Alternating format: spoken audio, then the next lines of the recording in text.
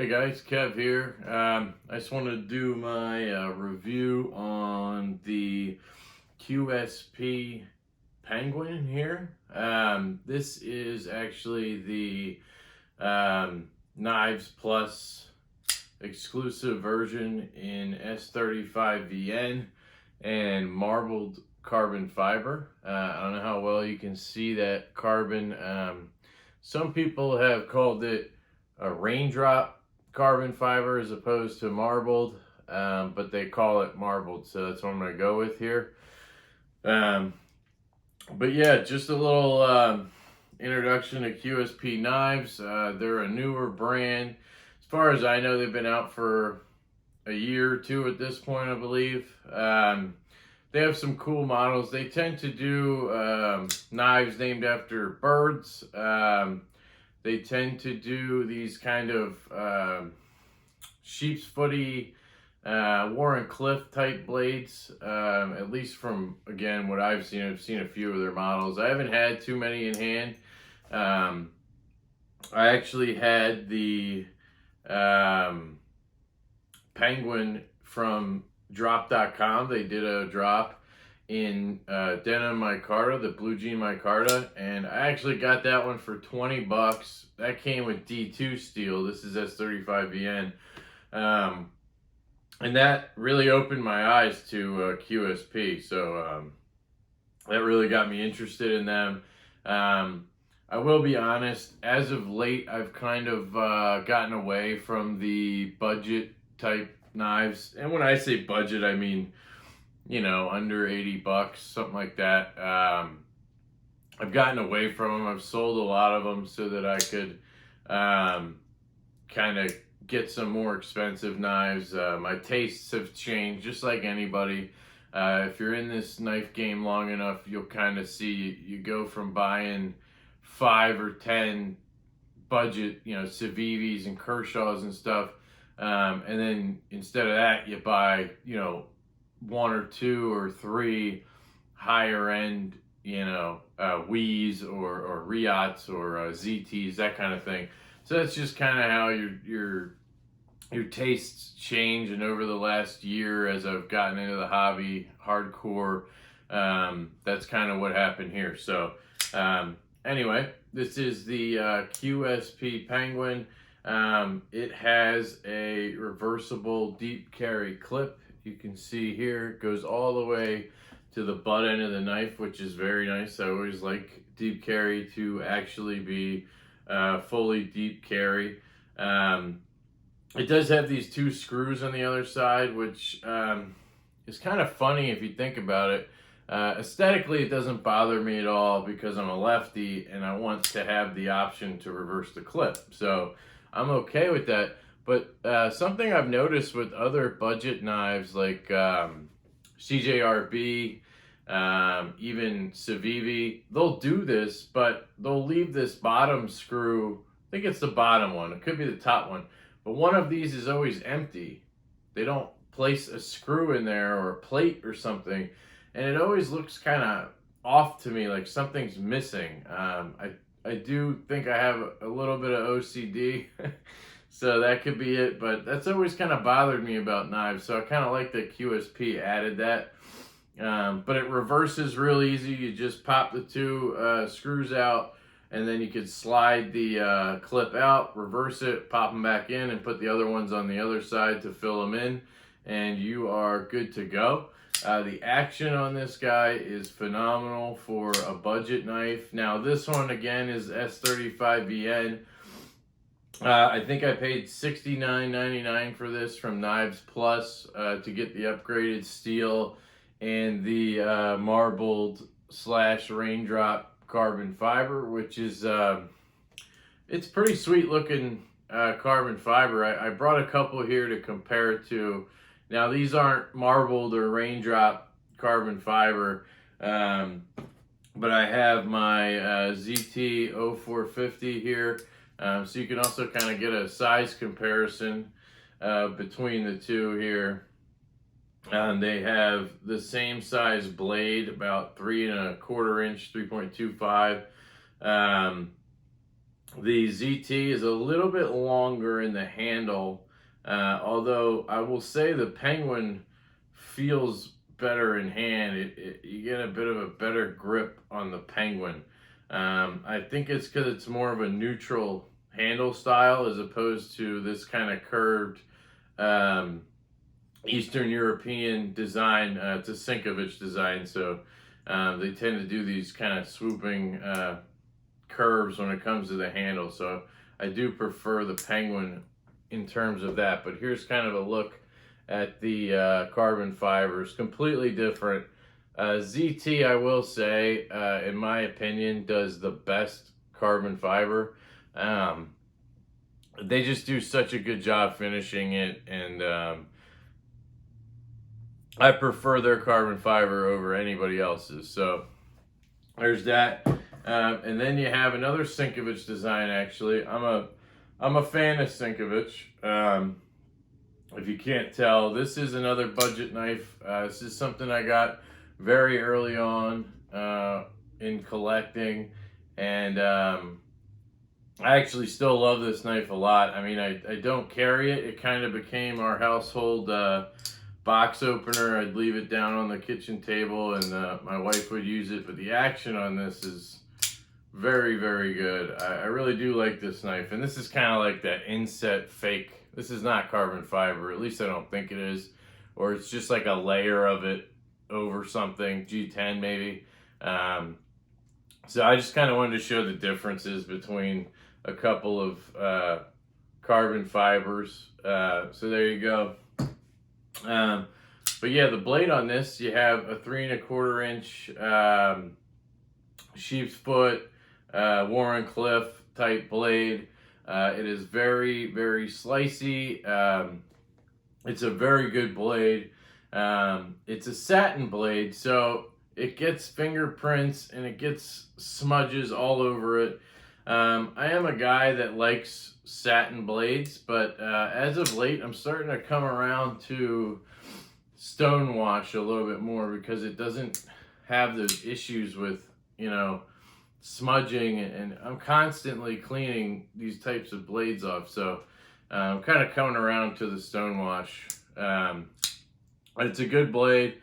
I actually would prefer if there was a choil here.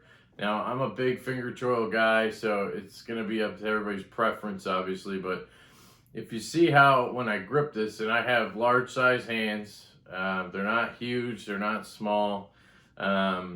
I get a pretty good grip on this. It's, I get all 4 fingers on just barely if I smush them. I kind of just do this and let one hang a little bit. But if I could choke up and get a finger choil here, this thing would be perfection when it comes to ergonomics. Ergonomics already are pretty good. You can always go up here and then you can work with it. But you're meant to put your hand back here, which is comfortable. There's jimping right here, right where the handle stops and the blade starts. Pretty much standard area there where people put jimping. It's not rough. It's not, it's not too tightly spaced, and it's not too largely spaced. It's good jimping. If you have to have jimping there, it's a good spot for it. I do tend to like jimping in that spot. Not necessarily for grip or anything like that, because I don't do a lot of hard use, but kind of the way I look at it is a reference point. So when I grab the blade, I got my hand on the blade, I'm going to put my thumb out, and I can feel that jimping, so I know exactly where my thumb is. So let's say I'm outside, I'm doing stuff, and I'm not just going to pay attention to what my hand's doing, or I don't know why it would be dark and I'm whipping my knife out, but that would work for that. And I really do appreciate that on a knife. So I do kind of like jimping. So there's that. It's pretty good on there. The action is very good for a budget knife. It's very good in general. It's not necessarily drop shut. I mean, when I do this, you'll see the blade drop all the way. That's great. But once you get it going, it's very smooth. It's great action. The thumb studs on this guy you can see here are very good. They're not sharp in any way. You see how they kind of pyramid out, right? They kind of step out. That does not create like a point or anything. It actually is very good traction on your thumbs, and you can pop it right out of there. Now you can see my finger is all messed up right now. This one's a little beat up too. Now that's not from this knife. That's from the Chavez 229 Redención that I got in as a loaner for my buddy Kyle, DTOM Knives and Gear. Shout out to Kyle. The D10 on that thing is ungodly. I want to play with it, but I'm just tearing my thumbs up. So, anyway, this is such a nice departure from that. You know, I'm just enjoying flipping this guy around. So it has great action, good thumb studs. You have a little more room on the right side there than you do on the left. You see how they have a cutout here? You can get your thumb in a little better as a righty and pop her out. Now as a lefty, because of the way they did the thumb stud, you can get in there. This is one of the few thumb stud knives where as a lefty, I don't occasionally slip off because of that, you know, minimal room there. But the benefit to being left-handed in this situation is I can spidey flick it like a dream. I have so much access to the thumb stud in there that I can spidey flick it so easily, and I am a person who very much enjoys the middle finger flick, spidey flick, whatever you want to call it. I enjoy doing it with knives that have holes. I enjoy it with knives that have thumb studs. So all around, this is a great knife to spidey flick as a lefty. As a righty, you still have room. You know, it's just kind of the reverse thing there. I'm not the best right-handed, so, you know, you can do it. All right, I'm going to give up now, guys. You can do it right-handed, I promise, okay? You have this cool lanyard hole at the back here. You know, for lanyard guys, that's great. For me, I honestly don't care. If it was not there, fine. But it's cool that they have it, and the fact that it's big enough to actually fit the paracord through is nice. I see a lot of companies doing these lanyards at the back here. They put the post back there or whatever, just to add it, because they want to appease the people who do lanyards, and I don't personally, but I appreciate the people who do. To each their own. But if you try to actually put the paracord through one of those lanyard posts, it's so hard to get in there. This, you're not going to have a problem at all. So you can easily pop one on there, and you're good. So for lanyards, you're good. We talked about ergonomics. We talked about the blade. It's a great blade. And we talked about the handle scales. I do actually prefer the feel of the Denim Micarta one I had. Like I said, I had that D2 one. I gave it away to somebody. I figured I didn't need two of them, and I wanted to keep the one with S35BN, so I gave that one away.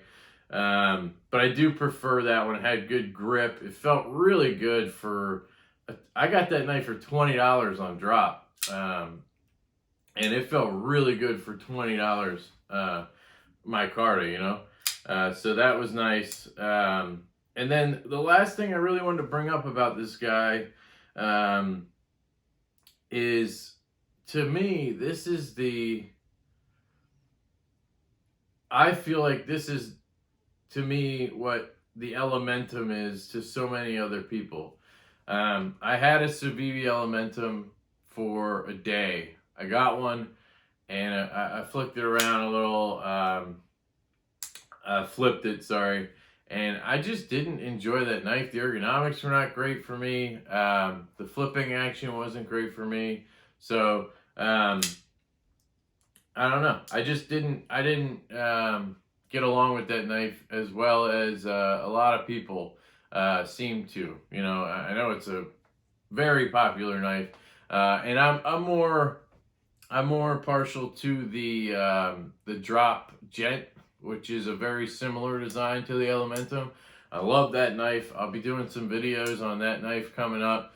But I'm more partial to that design than I am to the Civivi version. But so this QSP Penguin to me is just like the Elementum to a lot of people. I love this budget knife. It comes in different variations, right? They have an S35 version with micarta. They have one with carbon fiber. They have the D2 models in different handle scales. So it's kind of a similar type deal there. And I would certainly recommend this over the Elementum. Again, I might take some flack for that, but everybody has their own opinions, right? So I really do recommend the QSP Penguin in any form that you can get it. It's definitely worth checking out if you're trying to get something in the budget range. So I hope you enjoyed this, guys. I got a lot more coming, and I hope you have a great day, and I hope you stay sharp.